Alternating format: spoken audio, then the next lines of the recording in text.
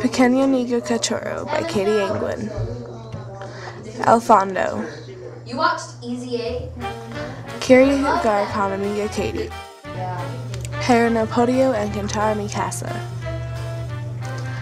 Era viernes de 16 de julio de 2000. Había 3 animales y se llamaban la vaca, el polo y azul.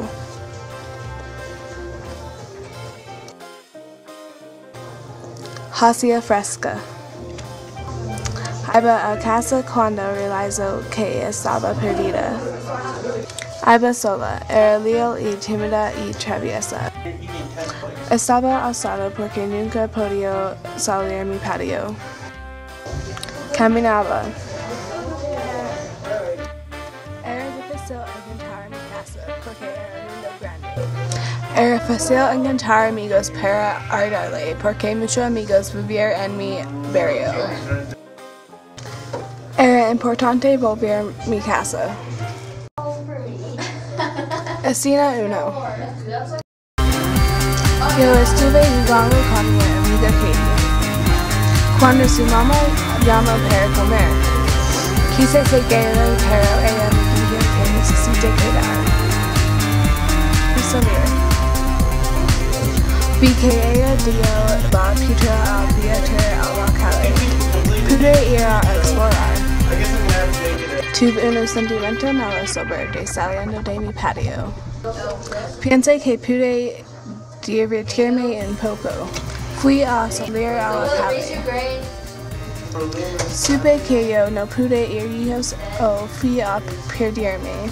Las calles fueron grandes y otros animales estuvieron por todas partes. Ayer no puedo oler todos los nuevos olores. En el camino fueron muchas aventuras. Pronto estuve sediento.